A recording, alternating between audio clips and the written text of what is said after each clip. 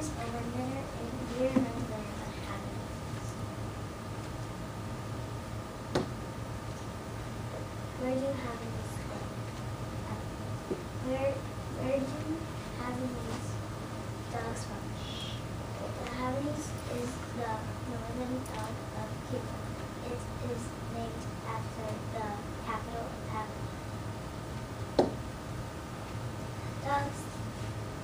Does the long coat make them hot? The Havanese coat looks very warm. It is actually a barrier from the sun and overheat.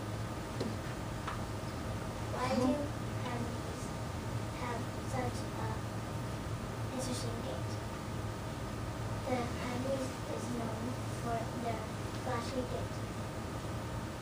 They have slightly shorter legs than in the back, which gives them a swinging motion. What colors do Havanese come in? The Havanese comes in all coats of colors. Black and white, which is my dog's color, brown, green, and black. Are Havanese good with kids? Yes, they are very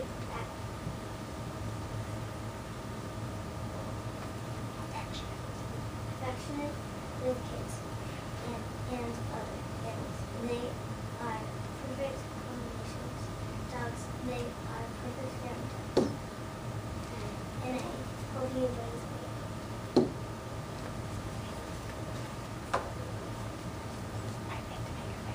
When you brush your day to clip your dog, you'll know them better. It's a long experience you share together. La, la, la, la. For grooming tips, visit wallpets.com and get to know your dog better. La, la, la.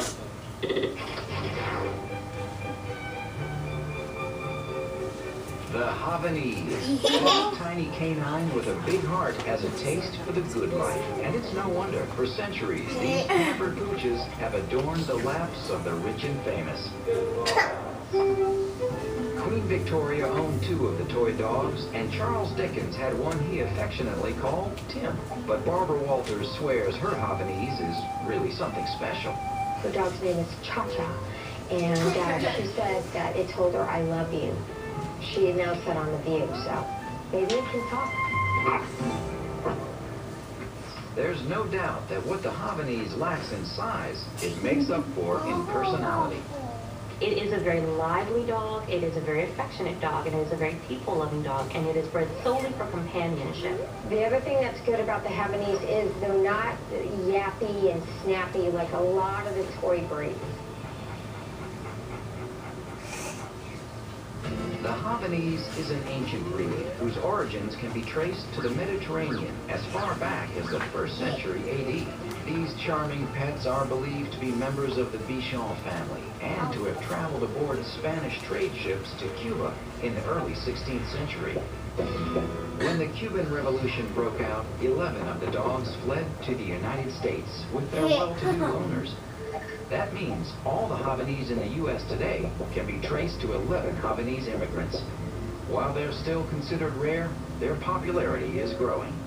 The Havanese is definitely in the top 5 breeds of dogs in New York City right now. In Cuba, the Havanese is the national dog and the country's only native breed, hence the name Havanese. Personable, as well as pretty, Havanese come in a rainbow of colors. Everything from black to white to chocolate to silver and any combination in between. But their most unique physical characteristic is their beautiful silky coat.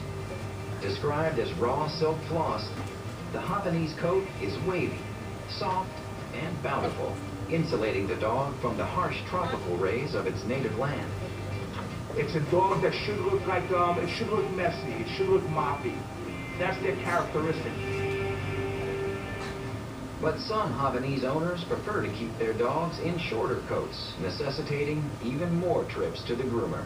Short-coated or long, the Havanese will bounce its way into your heart with its distinctive gait.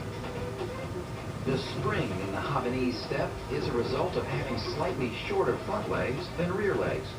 That's all part of the charm, just like the breed's arched tail, which curls over its back. Havanese are best suited to indoor living. These are perfect city and apartment dogs. They need a moderate amount of daily exercise, but can adapt to most environments. If you want to have it in the country and take it for long walks in the woods, keep in mind that that coat is ideal for picking up debris, which means when you get home you need to thoroughly brush them out. You could say that again. If you own a Havanese, you better become good friends with a brush and use it several times each week. If you don't want to brush your dog, this is not the dog for you. As for their health, the breed is prone to developing cataracts. They may suffer from progressive retinal atrophy, a genetic condition that can cause blindness. But training them shouldn't be too tough as long as you provide them with lots of positive reinforcement. What's nice about the Havanese is they can be house trained, which is huge for a toy breed of dog. That means no surprises inside the house. They blend into family life well, but younger children may require supervision. The long and the short of it is that the Havanese is an ideal apartment dog. They may suffer from some eye problems like cataracts. They require frequent grooming. They're trainable, but prefer a gentle hand. And as long as small children are supervised, their mild manner makes them a good family dog. It seems that this little dog from Havana is destined to keep winding its way into people's hearts.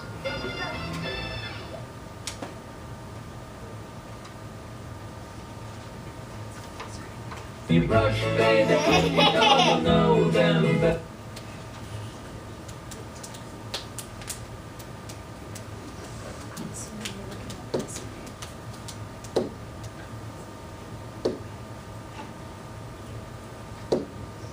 Thank you for watching. And there's a word treat at your desk.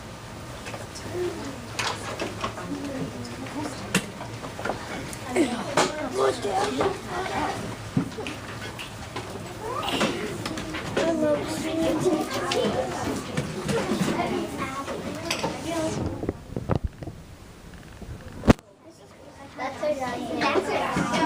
Where is it? Oh, he's in my house. Where's Cabo? I found a century bar. Where's Cabo? Do you need any help?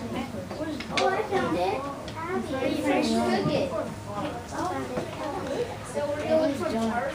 And what should we say to Abby for teaching us? Thank you, Abby. Nice job. Let's give her a round of applause.